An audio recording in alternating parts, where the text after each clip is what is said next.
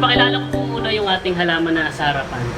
Scientifically name, isa po siyang Sandoricum Cujapa with the English name of cotton fruit.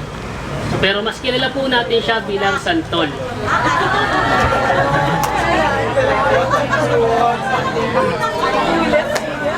So, ang santol po tumataas mula 15 to 45 meters and nagsisison po siya ng July hanggang September. Okay, kilala na po natin siya, tuloy na po tayo. So, una po kung paano po siya buhatin properly through long travel. So, syempre hindi po natin siya binubuhat ng pagganto.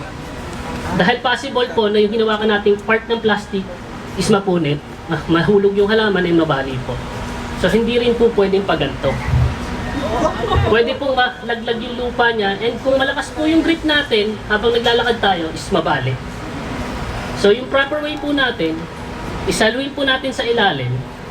Protect po natin yung lupa dito para hindi po mahulog and protect din po natin yung puno na para po tayong bumubuhat ng isang sanggol. No? Siyempre habang naglalakad po, be aware po tayo sa dinadaanan natin. Pwede pong sumabit yung puno natin or pwede po tayong madulas sa daanan. So pagdating po natin sa area, napag po natin siya sa napili nating butas, sa side lang po.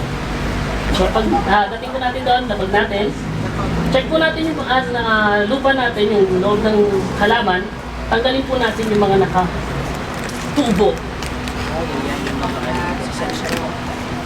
At saka yung ilang mga dahon. Para yung sustansya po ng lupa, iskan niya lang po. Na? Then balik po tayo doon, sa lupa naman, kung masyado po siyang buwaghag, pwede po natin siyang i-compress hanggang maging solid po yung lupa niya.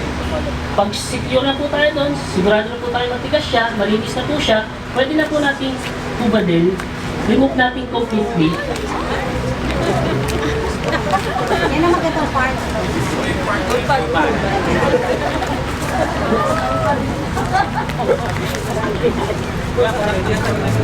Pagka-remove natin ng plastic, pwede na po natin siya i-shoot sa butas na pinili natin. Then tapunan po natin.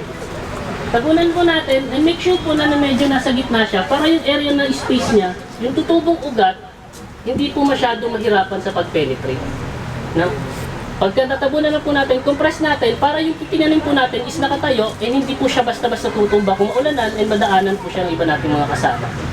Then pag na-compress na po natin, kunin po natin yung isang dakal na radius, binisin po natin para yung area na yun, yung sustansya nun, kanya lang.